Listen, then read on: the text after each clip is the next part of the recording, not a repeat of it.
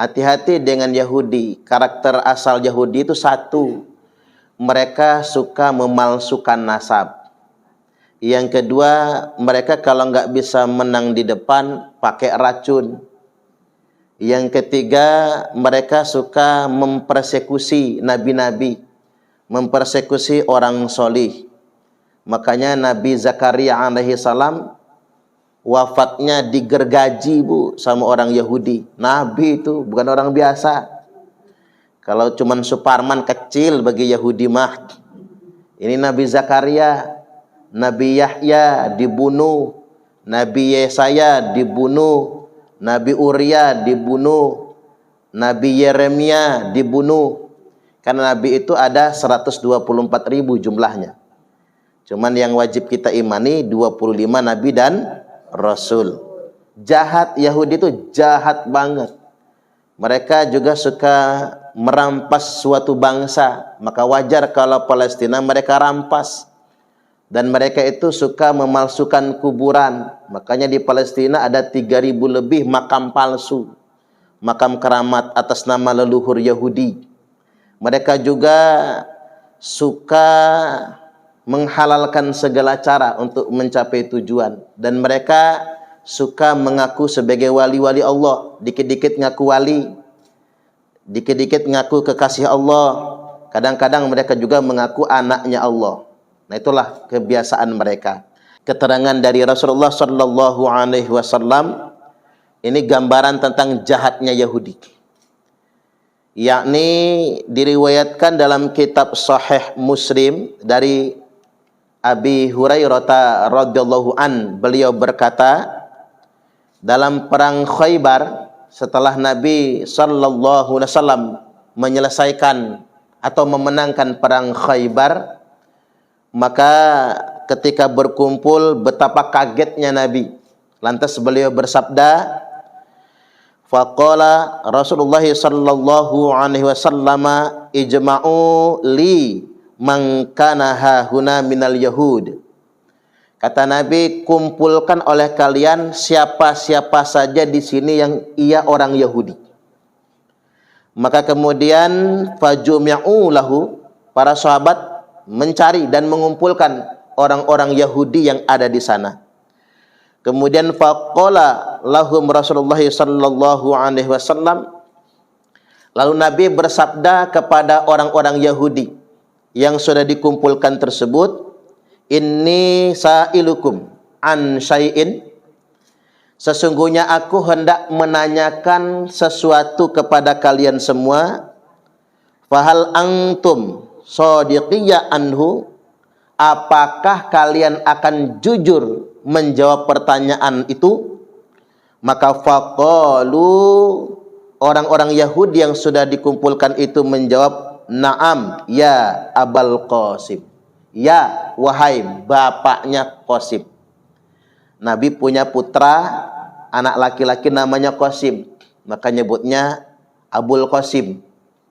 Na'am ya Abal Qasim, ya wahai bapaknya Qasim, kami akan jujur. Kemudian faqala lahum Rasulullah sallallahu alaihi wasallam, lantas kemudian Nabi bertanya kepada mereka, man abukum, bapak kalian siapa?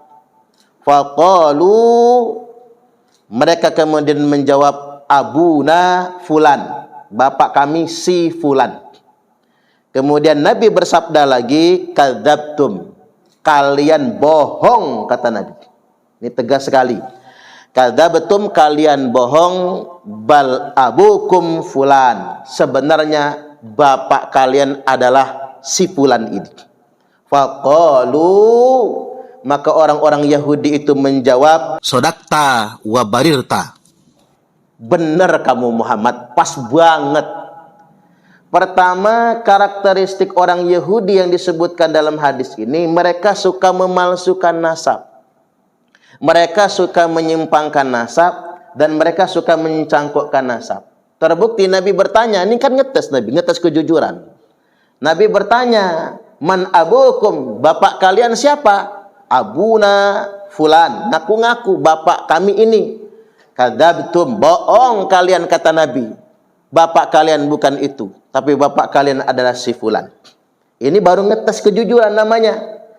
Lantas kemudian Nabi bersabda lagi, faqala hal antum shadiqiyya an syai'in in sa'altukum anhu.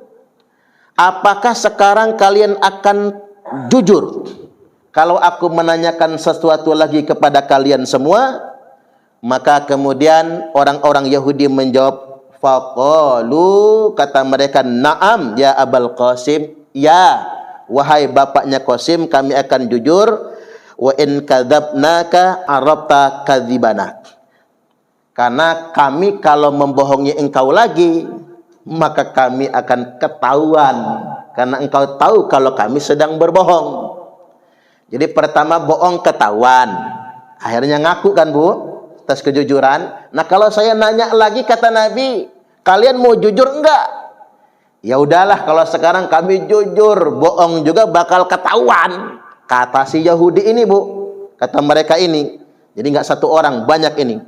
Kemudian Nabi bertanya kepada mereka, berkata kepada mereka, kata Nabi, hal ja'altum fi hadhihi syati samman. Apakah kalian meletakkan racun di dalam daging kambing yang kalian hidangkan ini? Ini pertanyaan Nabi. Jawab orang-orang Yahudi itu, faqalu na'am, iya. Kepergok nih Bu, kami meracuni daging kambing ini. Artinya orang Yahudi itu kalau kalah debat di muka, kalau kalah perang di perang Khaybar mereka kalah, maka makanan yang akan mereka racuni. Itu saking jahatnya orang Yahudi itu. Lalu Nabi bertanya, mengapa kalian meracuni aku? Kata Nabi, ya kalau engkau benar Rasulullah, engkau tidak akan mati ketika makan racun itu. Tapi kalau engkau bukan Rasulullah, maka seketika engkau akan mati. Nah artinya ini Nabi main dites.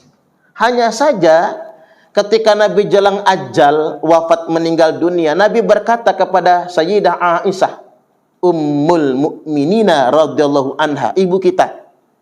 Apa kata Sayyidah Aisyah? Apa kata Nabi kepada Aisyah?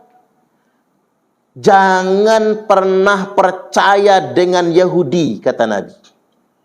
Karena racun yang dia tanam di daging kambing waktu itu 4 tahun yang lalu, Bu. Perang Khaybar itu bulan Muharram ya. Perang Khaybar itu bulan Muharram tahun 7 Hijriah. Sedangkan Nabi wafat tanggal 12 Rabiul Awal tahun 11 Hijriah. 7 ke 11, 8, 9, 10, 11. 4 tahun lebih dikit. Dari Muharram ke Rabiul Awal soalnya. Jangan pernah percaya, kata Nabi, dengan Yahudi. Karena racun yang dia tanam di daging kambing 4 tahun lalu, sakitnya masih terasa hingga saat ini. Aku enggak mati itu, kata Nabi, karena memang belum ajal. Nah ajalnya sekarang. Enggak lama dari Nabi berujar sedemikian rupa, beliau wafat meninggal dunia di hari Senin tanggal 12 Rabiul Awal. Nah ini yang mesti kita ketahui. Saking jahatnya Yahudi. Dan harus diwaspadai. Racun itu ada macam-macam. Kalau sianida begitu dimakan tepar mati. Ada racun itu kayak racun tikus, begitu dimakan kelepek-kelepek mati. Tapi ada racun itu kita makan hari ini, tahun depan baru mati. Ada, hati-hati makanya.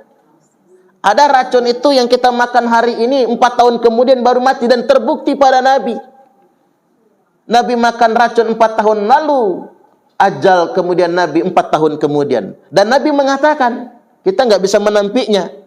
Ada pertanyaan sama saya, Pak Ustadz, apa benar Nabi itu wafatnya karena diracun? Saya ngomong iya. Enggak enak, Bu. Kan begitu ya? Ngomong tidak, buktinya nyata. Memang Nabi diracun. Dan Nabi berkata, memang bersumpah kepada Aisyah jelang ajal wafatnya Nabi. Nabi sakit nih. Di sakit itulah Nabi wafat meninggal dunia. Jangan pernah percaya dengan Yahudi. Karena racun yang mereka tanam di daging kambing 4 tahun yang lalu masih berasa di tubuhku hingga hari ini. Artinya, Seolah-olah Nabi ingin menyampaikan akibat itulah berangsur-angsur.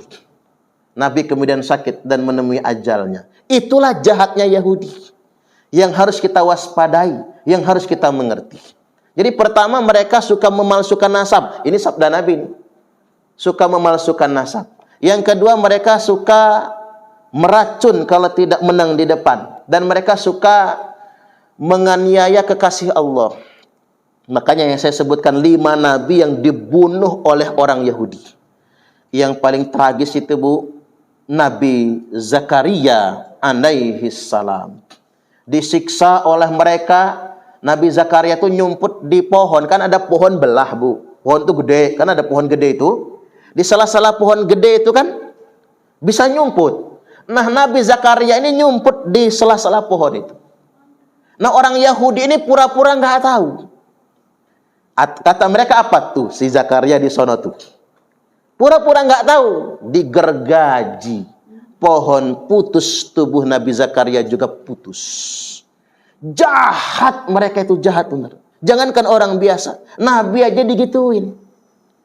Dan mereka itu suka mengaku wali-wali Allah. Jadi kalau ada orang dikit-dikit ana wali Allah, dikit-dikit ngaku wali, dikit-dikit ngaku wali misalnya, dia itu ciri khas orang Yahudi.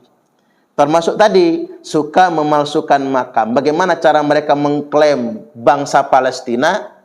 Mereka datang 1-2 dulu, datang awalnya 1-2, bikin makam palsu, bikin makam palsu. Dihitung-hitung ada 3.000 lebih makam keramat palsu di Palestina. Itulah yang dijadikan data oleh orang Yahudi untuk mengklaim Palestina adalah milik leluhur mereka. Itulah yang menjadi alasan Yahudi Israel membenarkan tindakannya untuk merampas Palestina. Kami adalah laskar sabilillah, pecinta wali songo dan para anbiya, pewaris peradaban Islam di Nusantara hingga berkibar bangsa Indonesia.